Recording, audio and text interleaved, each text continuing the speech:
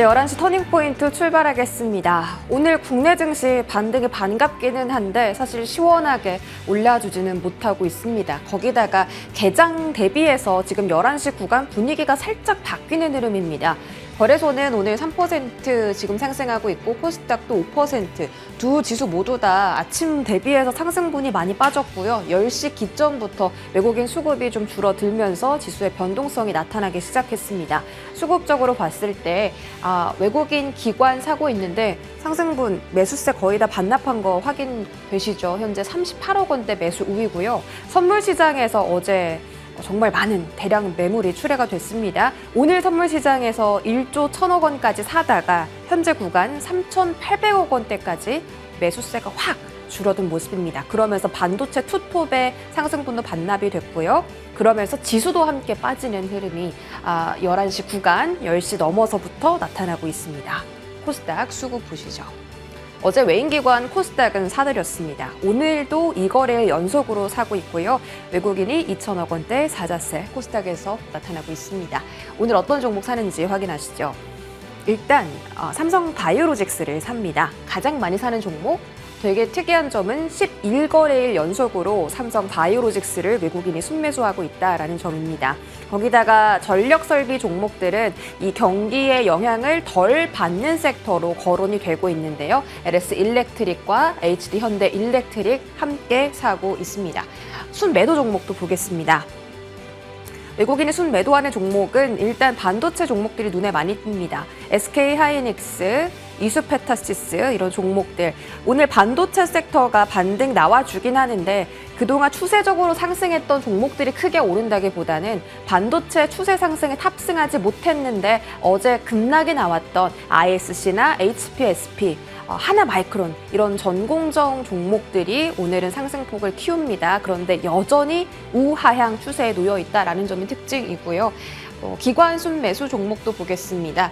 기관이 순매수하는 종목은 자동차입니다. 기아와 현대차. 만약에 지수가 반등에 성공한다면 자동차 섹터가 이 실적 대비해서 많이 빠졌기 때문에 올라올 수 있다라는 증권가 의견이 있었는데 오늘 기관이 두 종목 담고 있고요. 조선도 수주 낭보가 오늘 다시 한번 전해졌습니다. HD한국, 조선해양, 삼성중공업 담고 있고요. 오늘 코스닥의 지수 상승을 리드하는 종목입니다. 알테오젠 기관 순매수 담고 있습니다. 어제 종목 빠진 것에 대비해서 거의 하락분을 만회한 거의 유리한 종목이 알테오젠으로 확인이 되고 있고요. 지금 시세 급변 종목들도 확인하겠습니다.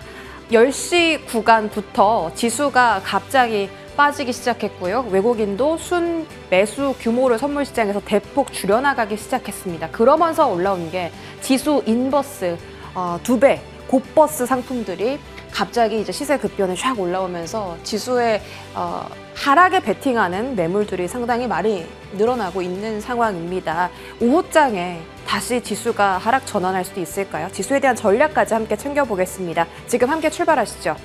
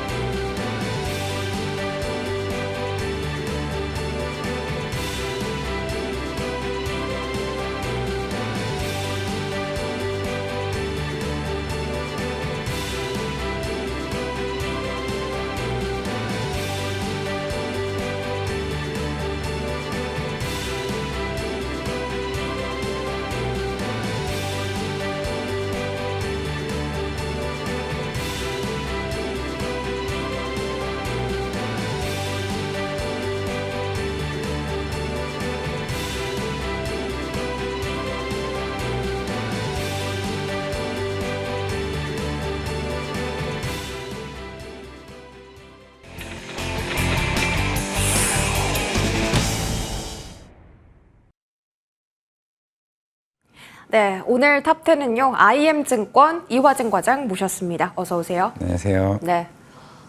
진짜 이게 분 단위별로 지금 시장을 쪼개서 이게 왜 지수가 이렇게 변동성이 강한지 체크가 필요한 시기인 것 같고요. 일단 어제는 반대 매매 출회가 좀 나왔었고 오늘은 10시 구간에 중동 리스크가 좀 확대가 됐습니다. 이스라엘이 다시 한번 헤즈볼라의 군대를 드론으로 암살했다라는 소식이 전해지면서 수급이 갑자기 좀 변동성이 생겼습니다. 그 가운데 지수가 다시 10시 40분부터 반등하는 흐름이 나오긴 합니다. 일단 반도체 이야기 여쭤보기 전에 어제 지수 서킷 발동의 원인이었던 그 엔캐리 있잖아요. 네. 엔캐리 청산이 끝난 건지 궁금하고 지금 이 중동 리스크는 시장에 얼마나 영향을 미치는지 일단 시장 전반적으로 분위기 좀 어떻게 보고 계세요? 결국에는 뭐 엔캐리 트레이드 이슈는 뭐 예전부터 좀 나왔던 이슈이기도 했고 아마 내일 BOJ 회의록이 있다 나올 겁니다. 오늘 또 얘기가 나왔던 거는 올해 10월까지 또 추가적인 인상도 또 나올 수도 있다라 좀 생각을 하고 있고 그렇게 되면 지금 0.25% 일본 금리고 추후에 0.5%까지 이제 올라갈 가능성이 있다라 좀 생각을 하고 있는데 당연히 일본도 여기서 강한 흐름으로 인상을 하지는 않을 겁니다. 그렇게 되면은 실제로 지금 미국 국채나 이쪽에 대한 매도세가 더 강하게 좀 나올 수 있다고 생각을 하고 있고 어느 정도 시장이 안정화되는 측면이 좀 나아주는 측면이 나와야 되지 않을까라는 생각을 하고 있기 때문에 일단 그런 측면에서는 조금은 시간이 필요하다라고 생각을 하고 있고 물론 이제 어제 반대매매 이슈도 나왔었고 오늘 같은 경우도 일반적으로 은희가 담보 부족이 생기게 되면 하루 정도 지나고 이제 내일까지 이제 그 반대매매가 있습니다. 하루 정도 연장을 주는 부분이 있는 상황이기 때문에 네. 그런 측면에서 지금은 뭐 삼성전자나 특히나 이제 어제 같은 경우는 제약바이오 같은 경우가 워낙 이제 신용 담보 비중이 굉장히 높은 이제 섹터이기 때문에 그런 측을 토대로 오히려 이제 반대매매에 따른 급반등이 오늘 좀 세게 나오지 않았나 생각하고 있습니다. 아, 그러면 엔캐리나 중동 불안에 대한 이슈 그 악영향도 우리가 추가적으로 받아갈 수 있다는 말씀이신 거예요? 이제 그 중동 전쟁 이슈도 조금은 시간을 봐야 되긴 하겠지만은 뭐 그렇게 치면 오늘 뭐 니케이 지수도 빠져야 되는 건데 사실 니케이 지수도 지금 한 10% 정도 상승을 계속 유지하고 있는 측면이 있고 물론 아직까지 유가가 크게 급등하는 모습은 좀 보이지는 않고는 있습니다. 뭐 결국에는 이스라엘 공격이 계속 꾸준히 계속 이어지고 있고 헤즈볼라 입장에서도 뭐 이란 등 보복에 대한 이슈가 뭐 오늘 트럼프도 뭐 인터뷰에서도 오늘 저녁에 공격할 가능성이 있다라고 얘기한 만큼 이번 주에 그 긴장감이 이런 불확실성이 우리가 엔캐리 트레이더 또 미국의 고용의 둔화 뭐 이게 복합적으로 다 좀 섞이고 있는 측면이긴 하지만은 이제 하나 둘씩 이 정도 좀 완화되어 가고 있는 스탠스로 우리는 해석을 해야 되지 않을까 생각을 하고 있어요. 알겠습니다. 근데 좀 억울합니다. 니케이는 어제 빠진 거 오늘 다 오르던데 국내 증시는 같이 빠져놓고 상승은 따라가주지 못하고 있거든요. 이건 네. 왜 그런 거예요? 일단은 아마 아까 헤즈볼라도 있겠지만 지금 네. 금토세 관련 이슈도 좀 있는 것 같습니다. 뭐 일주일 연기되긴 했지만은 그게 어느 정도 시장에 대한 흐름이 아니라 조금 뭐 여러 다른 이슈가 있겠지만은 결국에는 지금 뭐 한동훈 그 국민의힘 당 대표도 마찬가지겠지만 여러 인터뷰가 나오고 있습니다. 그만큼 우리나라 입장에서는 군투세 폐지에 대한 지금 이슈가 시장에서 계속 이제 불거지고 있는 상황이기 때문에 오늘 특히 외국인 선물이 빠르게 그 1조 가까이 들어왔다가 지금 다시 하락세로 좀 전환을 했습니다. 그렇다는 거는 변동성이 계속 커지고 있다는 측면이 있기 때문에 조금은 시장은 우리 국내 시장만 유독 조금 그런 측면에서는 좀 자유롭지 못한 상황이 아닌가 생각을 하고 있습니다. 그럼 결국 내부적인 문제가 영향을 주고 있다는 말씀이신 거네요? 결국은 뭐 이게 취소된 게 아니니까 일주일 연기된 거니까요. 왜 연기했을까요? 지금 투자자분들은 너무나 불안한 상태인데 8월 14일에 미국의 소비자 물가지수가 발표됐는데 이게 잘 나와도 문제, 못 나와도 문제. 뭐 잘 나오면 뭐야 이거 금리는 안 하는 거 아니야? 라는 의견이 나올 수도 있고 못 나오면 경기 침체 아니야? 라는 말이 나올 수도 있는데 어떤 부분에 포인트를 두고 우리가 지표를 기다려야 될까요? 우리가 지난주에 ISM 제조업 지수가 한 46포인트 나오고 그러면서 그때 시장에 대한 경기 침체 이슈가 나왔었죠. 그러면서 지금 고용 둔화까지 실업률이 안 좋게 나오다 보니 다음 달 50bp의 금리 인하 가능성이 90% 가까이 좀 나왔던 것 같습니다. 근데 일반적으로 미국의 제조업 지수 같은 경우는 특히 미국 경제에서 한 10%밖에 차지를 안 하고 오늘 아까 새벽 한 12시쯤에 나왔던 서비스업 지수 같은 경우 오히려 미국 경제에 가장 큰 영향을 미칩니다. 오히려 그거 같은 경우는 51포인트가 나오면서 경기에 대한 호황을 50 이상이기 때문에 그런 측면에 51이 나왔다는 것은 시장이 오히려 긍정적인 모습을 좀 보일 수가 있겠고 샌프란시스코 데일리 연은총재도 오늘 아침에 얘기했죠. 그분도 사실 원래는 시장에 대해서 조금 안 좋게 얘기를 하시는 분이었는데 이번 하락이나 50bp에 대한 부분은 굉장히 좀 과도하다는 얘기도 멘트를 오늘 해왔습니다. 그러면서 오늘 50bp 인하 가능성이 점차적으로 낮아졌죠. 예. 그러다 보니까 물론 아까 CPI 물가지수도 굉장히 중요한 좀 상황이라 좀 볼 수가 있는데 만약에 물가가 잡혔다라고 하게 되면 이거를 배드뉴스로 받을 거냐 아니면 향후에 시장이 당연히 연착륙을 원하고 있는 건데 우리가 50bp로 얘기를 한다는 건 그만큼 경착륙에 대한 얘기도 좀 시장에서 계속 나오고 있는 상황이기 때문에 좀 불안정한 모습이 나왔지만은 이제 그런 모습들은 하나하나의 데이터마다 조금씩 안정화되는 단계로 간다라고 하게 되면은 좀 시장은 또 어느 정도 바닥을 좀 찍고 올라오지 않을까 좀 생각을 하고 있습니다. 그러니까 잘 나와야 좋은 거예요? 안 나와야 좋은 거예요? 전 잘 나와야 좋다고 생각을 하고 있습니다. CPI가 잘 나와야? 물가가 좀 잡혀야? 그렇죠. 좀 잡혀야. 알겠습니다. 그거 하나 기다리면서 이번 주에 뭐 기업 실적이라든지 여러 가지 옵션 만기일도 앞두고 있고 이런 거 잘 넘어가야 지수가 좀 반등 나와줄 수 있다라고 하던데 반도체로 넘어가 볼까요? 삼성전자와 SK 하이닉스 아침에 반등 시도하다가 10시 넘어서 좀 밀리는 흐름이었습니다. 사실 반도체 떨어질 때마다 많은 분들께서 사라고 하셨는데 그때 사신 분들은 지금 계좌에 손실이 많이 그쵸. 불어났을 것이고 지금 구간 어떻게 대응하냐가 문제인 것 같은데 오늘 반등 믿고 기다렸다가 추가 하락 나오면 더 큰 손실이 나오는 거잖아요. 반도체 흐름은 어떻게 잡아요?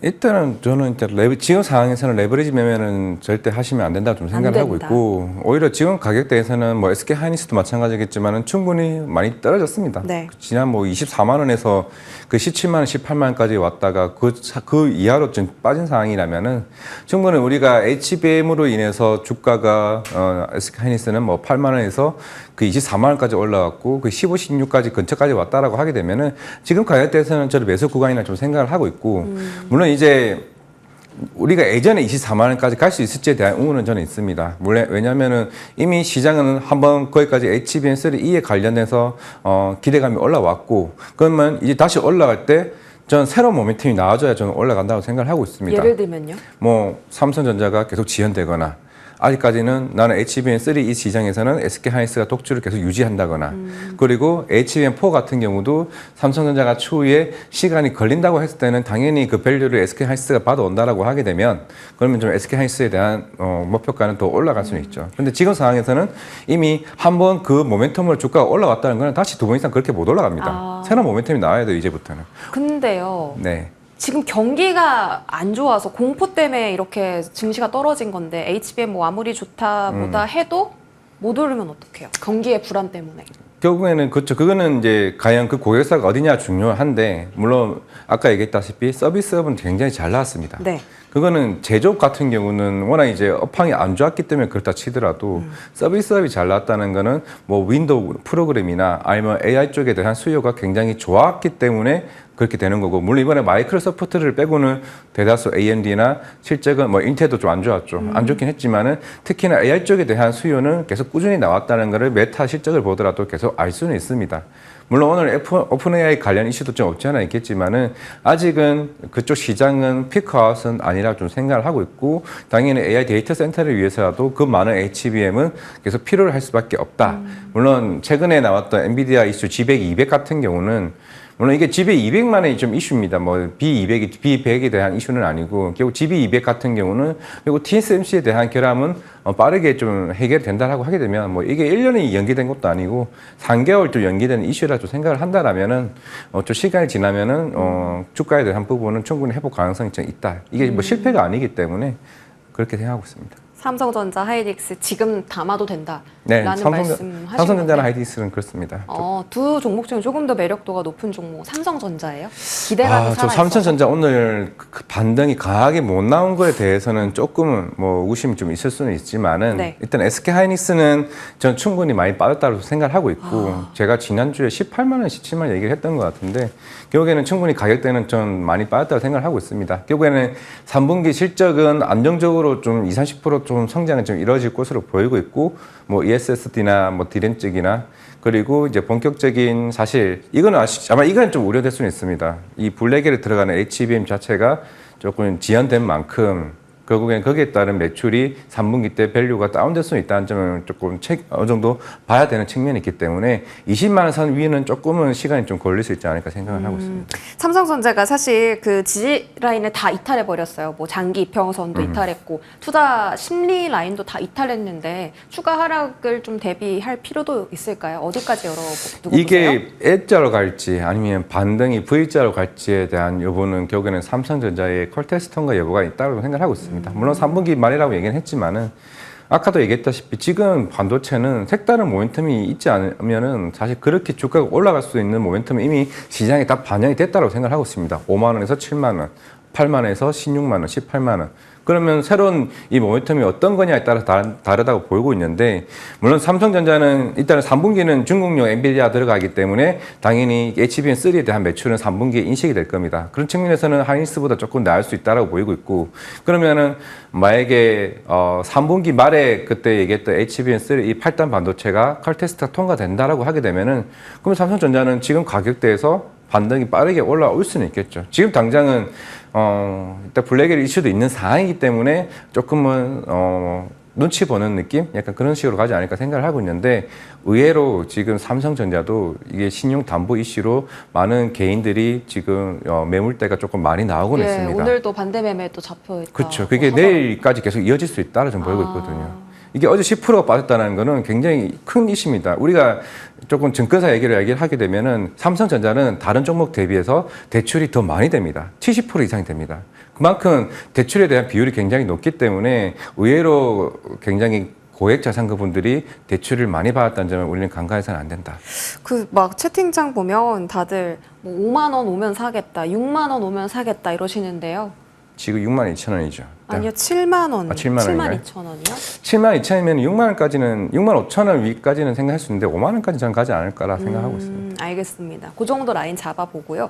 오늘 반도체 섹터에서 크게 올라가는 종목들 보면 오프닝에서도 말씀드렸는데 그동안의 추세 상승에 탑승하지 못했던 ISC, HPSP, 뭐 이오테크닉스, 파크 시스템스 이런 종목들이 상승폭이 더 크거든요. 그러면 시장의 시선은 지금 반도체 모멘텀이나 펀더멘털에 집중한다기보다 무조건 주가가 많이 빠진다. 낙폭 과대로 좀 매기가 쏠릴 가능성도 있을까요?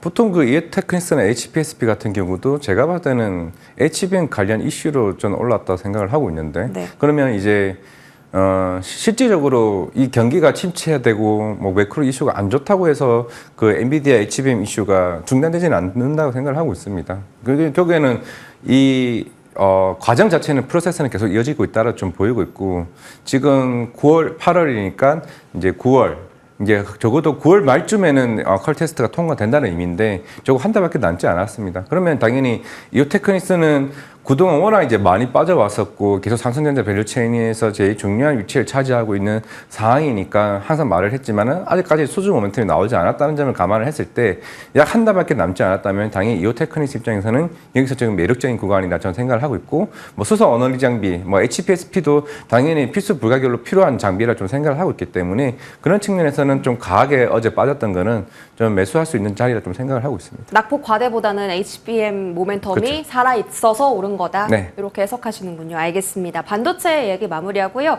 바이오 보겠습니다.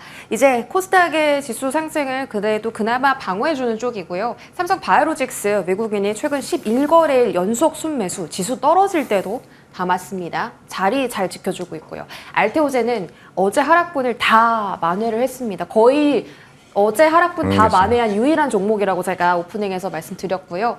하반기에는 금리나 수의 기대감이 더 커져서 더욱더 바이오 쪽에 포커스가 될 수 있을지 이 기세가 어디까지 갈까요? 확실히 바이오는 그쵸. 인상 실패가 아닌 이상 웬만하면은 항상 주가는 회복을 했던 걸로 저는 이제 경험상 이제 보일 수가 있고 네.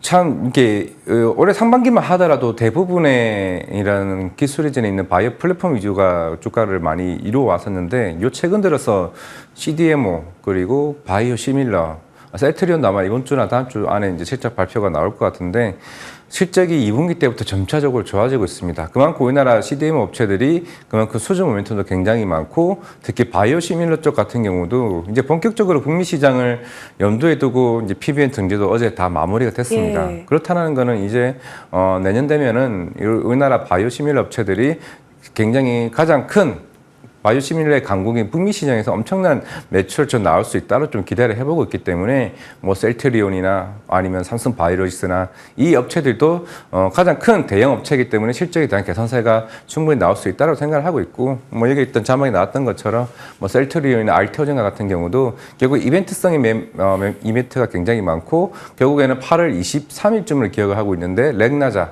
FDA 네. 승인이 이루어진다라고 하게 되면 유황여행과 오스코텍과 같은 여러 업체들이 결국엔 제가 봤을 때는 이번 어제 바닥에서 물론 다들 힘들었겠지만은 나중에 주가가 반등했을 때 어느 섹터가 가장 빨리 올라갈까에 대한 고민을 해본다라고 하게 되면은 바이오예요? 전 당연히 제약 바이오로 생각합니다. 그럼 반도체 말고 바이오 사야겠네요. 지금은 모멘텀은 많죠. 8월에 유황여행, 9월에 알테오젠, 10월쯤이나 11월에 HLB, 11월 달에는 바이오 USA, 거기다가 미중 보합법 통과 여부. 그 세로님은 어떻게 해요? 렉나자? 넥나자는 셀론 얘기도 있을 수 있습니다. 네. 있을 수는 있는데 이게 여기서 사실 끝나는 게 아니라 이제 그 얀센이 이제 실제적으로 북미 시장에서 얼마만큼 이제 아스트라제네카 타고리스를 이렇게 점유율을 올라오느냐에 따라서 그만큼 유한량에 대한 기대감은 더 클 수 있다고 좀 보이고 있기 때문에 실질적인 측면 그리고 로열티도 4분기에 받을 가능성이 좀 굉장히 높기 때문에 이번 통과하게 되면 유한량은 1,000억 정도의 로열티가 입금이 됩니다. 입금이 되는 순간 우리나라 바이오 업체들에 대한 기대감은 밸류는 더 올라갈 수 있다고 생각을 하고 있습니다. 알겠습니다. 그러면 뭐 바이오 안에서 방어적으로 움직여주고 하반기에 이 모멘텀 다 안아갈 수 있는 가장 기대되는 종목은 뭐예요? 알테오젠. 아, 그러면 어제 샀었어야 돼요? 더 안 떨어질까요? 네, 어제 빠졌으면은 저는 그 많이 빠졌으면서도 흔들리지 않았던 점은 그래도 알테오젠이라고 맞아요. 생각했습니다. 오늘 진짜 어제 하락분을 다 만회해버렸고 알테오젠 아니 그 모든 바이오 업체들은 임상 실패하거나 임상 지연된 이슈가 있지 않는 이상 웬만하면 그거를 저는 악재라고 저는 받아들이진 않습니다. 그러면 엄민용 연구원이 알테오젠 이제 목표 주가 30만 원에서 조정한 게 40만 원 정도인데 그건 변함 없어요? 지금 한 37만 5천 원까지 올렸을 예. 거예요. 근데 그게 항상 늘 얘기하지만 그 엄민용에는 가장 보수적인 추정으로 한 게 37만 5천 원입니다. 네. 그러면 제가 봤을 때 예전에 머크만 얘기를 했을 때 42만 원을 추정한 걸로 알고 있어요. 이게 비공개적으로.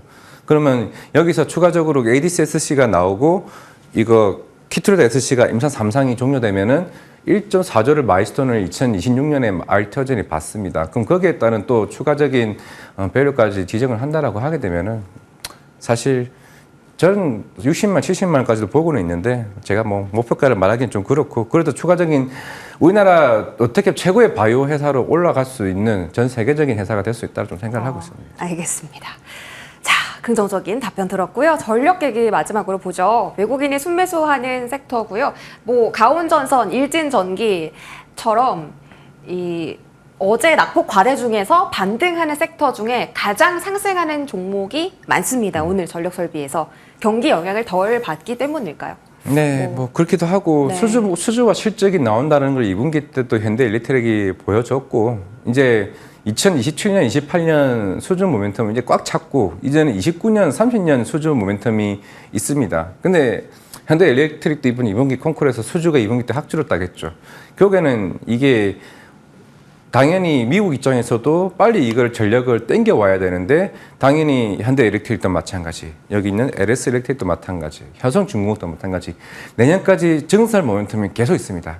올해 9월, 10월 달에 엘리바바랑 울산에 공장 증설이 완료가 되고 효성중공업도 한 몇천 원짜리 공장이 내년쯤에 증설이 완료가 됩니다. 왜냐하면은 미국에 있는 전력에 대한 수요는 굉장히 많은데 너네가 할 수 있는 캐파는 한정돼 있다 보니까 당연히 지금 수주가 줄어드는 단계. 그러면 증설이 완료되게 되면은 또다시 수주 모멘텀이 올라갈 수밖에 없는 지금 상황입니다. 미국은. 그게 29년, 30년까지 수주 모멘텀이 나온다라고 하게 되면은 우리가 조선을 보통 2년 뒤, 3년 뒤 수주 잔고 꽉 차 있다고 얘기를 하잖아요.